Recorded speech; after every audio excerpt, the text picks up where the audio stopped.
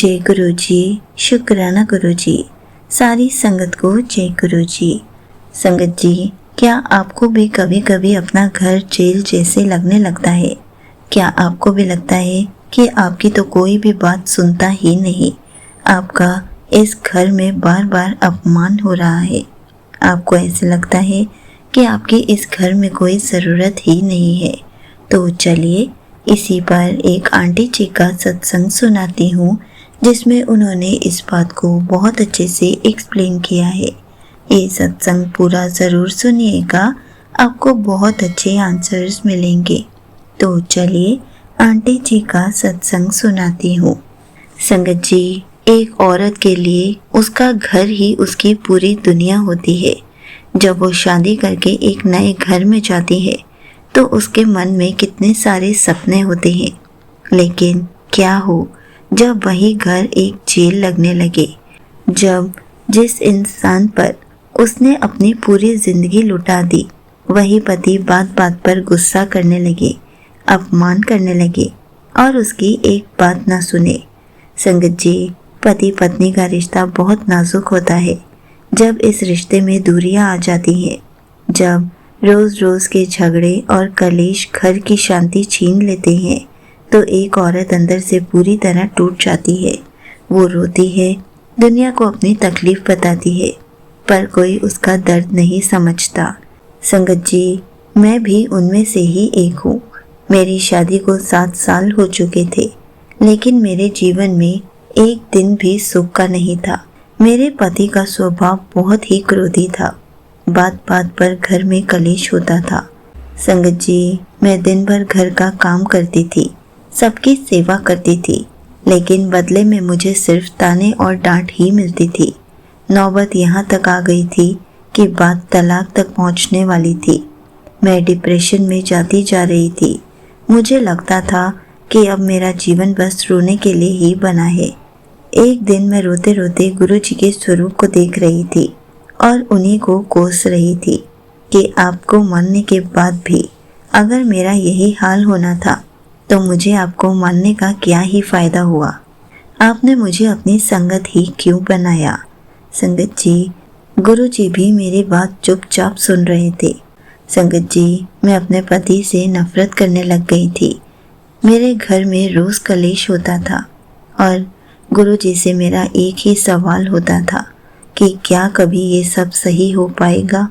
कुछ समय के बाद जब मैं अपना फ़ोन चला रही थी तो उसमें मैंने एक सत्संग सुना, लेकिन उस सत्संग में उन आंटी जी ने बताया कि उनके अंकल बहुत ज़्यादा ड्रिंक करते थे, तो उन्होंने अपने पति अंकल को पानी में जल प्रसाद मिलाकर देना शुरू कर दिया और उनकी ड्रिंक धीरे धीरे कम हो गई।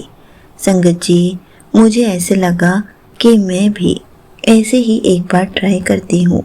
मेरे पति अंकल जो ऑफिस में बॉटल ले जाते हैं, उसमें गुरु जी का जल प्रसाद डालकर देती हूँ। क्या पता मेरे पति अंकल के स्वभाव में थोड़ा सा चेंज आ जाए। मैंने अगले ही दिन से अपने पति अंकल के पानी की बोतल में गुरु जी का जल प्रसाद देना शुरू कर दिया। संगत जी, उस सत्संग से ही मुझे पता चला कि मुझे खाली बोतल में पहले जल प्रसाद डालना है और उसको बाद में पानी से भर देना है, तो वो पूरा जल प्रसाद हो जाता है और मेरे पति अंकल पूरा दिन गुरु जी का जल प्रसाद पीते रहेंगे। आपको पता है, मेरा ये करने से गुरु जी ने इतना बड़ा चमत्कार किया। जो पति कल तक बात बात पर आग बबूला हो जाते थे, कुछ ही हफ्तों में उनका स्वभाव बर्फ की तरह ठंडा होने लगा। जल प्रसाद की वो ताकत, वो दिव्य ऊर्जा मेरे पति के अंदर का सारा क्रोध शांत कर रही थी। एक दिन मेरे पति ने खुद आकर मेरा हाथ अपने हाथों में लिया और कहा, मुझे माफ़ कर दो। मुझे नहीं पता क्यों, पर अब मेरा मन शांत रहता है। मैंने तुम्हें बहुत दुख दिए हैं। संगत जी, मेरी आंखों में आंसू थे, लेकिन वो आंसू सिर्फ गुरु जी के शुक्राना के थे। मैं जानती थी कि यह चमत्कार सिर्फ गुरु जी ने ही किया है। सचमुच संगत जी, अगर उस दिन मैं वो सत्संग नहीं सुनती तो मुझे पता भी नहीं चलता। वो सत्संग भी गुरुजी ही मेरे सामने लाए थे और उन्होंने मुझे बहुत बड़ा इशारा भी दिया जिसे मैं समझ पाई। संगत जी, सिर्फ एक जल प्रसाद ने मेरे उजड़ते हुए घर को स्वर्ग बना दिया। अब धीरे धीरे मैं फिर से अपने पति से बेइंतहा प्यार करने लगी हूँ, क्योंकि अब वो मेरी हर बात मानते हैं। हम अक्सर गुरुजी के जल प्रसाद की महिमा के बारे में सुनते हैं, लेकिन जब हम उसे रोज ग्रहण करना शुरू कर देते हैं तभी हमें चमत्कार के बारे में पता चलता है कि गुरुजी क्या क्या चमत्कार कर सकते हैं। इसलिए आप सब भी रोज गुरुजी का जल प्रसाद पीजिए और अपने परिवार को भी पिलाइए। यहीं पर आंटी जी का सत्संग समाप्त होता है। संगत जी, इस सत्संग से हमें यही पता चलता है कि गुरुजी हमें बार बार इशारा देते हैं कि हमें और हमारे पूरे परिवार को रोज जल प्रसाद पीना चाहिए। जल प्रसाद पीने से बहुत सारे चमत्कार हो सकते हैं।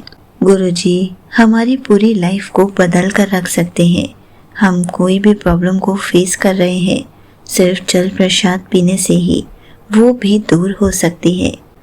हमें कभी यह नहीं सोचना चाहिए कि जल प्रसाद पीने से क्या ही होगा या फिर जल प्रसाद पीने से ये नहीं हो सकता।